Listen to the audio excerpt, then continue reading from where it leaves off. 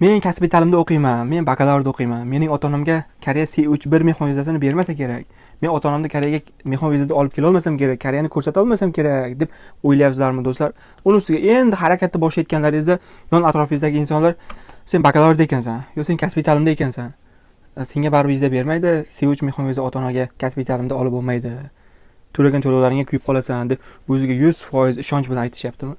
Demak do'stlar, bu video aynan sizlar uchun va sizlarga shunaqa maslahat berayotgan insonlar uchun. Sizlarga bitta zo'r taklifim bor do'stlar. Agar ota-onangizga C3 bir mehmon vizasini olib bera olmasak, to'lagan to'lovlaringizni tiyin-tiyinigacha qaytarib beramiz. Hattoki elchixonaga ketadigan viza to'lovlari-yu, hujjat tarjimalari-yu, agent to'lovlarini hammasini o'zimizda zimmamizga, bo'ynimizga olamiz, o'zimiz cho'ntagimizdan to'lab beramiz. Agar sizlarning ota-onalaringizga C3 mehmon vizasini olib bera olmasak, faqatgina bunaqa risksiz tarafda hammaga ham topshirib bera olmaymiz.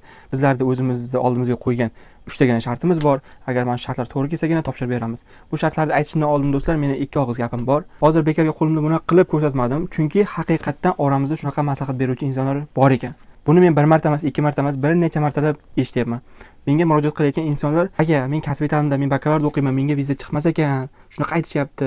Haqiqatan shunaqami aka? Harakat qilsam bo'ladimi yoki viza to'lovimga kuyib qolamanmi deb mendan maslahat so'rayapti. Meni bitta beradigan maslahatim bor sizlarga do'stlar. Bu ham bunaqa ishlarda do'stlar hech kimga quloq solmasdan, niyat qildingizmi, ko'nglingizga tuydingizmi, bosish kerak. Kimningdir ota-onasiga viza chiqmadi degani, bu boshqalarda ham ota-onasiga viza chiqmaydi degani emas. Bunga yaqqol misol qo'limda turibdi mana. Bugun chiqqan viza, hali bir 5-6 soat endi bo'ldi. Bu ota-onaning ham farzandlari Koreyada bakalavrda o'qishadi. Adashmasam endi 3-kurs. Mana vizalari chiqdi, 34 kun deganda. Vizalarni oldik.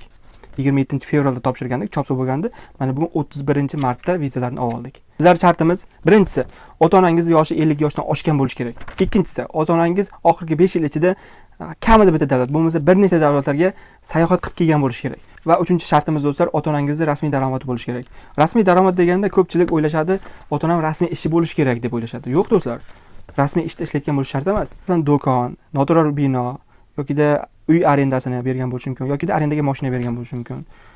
Turli xil joylardan daromad kelayotgan bo'lishi mumkin. O'shani ko'rsatib bersak ham, o'shani o'zi ham yetarli bo'ladi do'stlar. Rasmiy ishda ishlash shart degan joyi yo'q.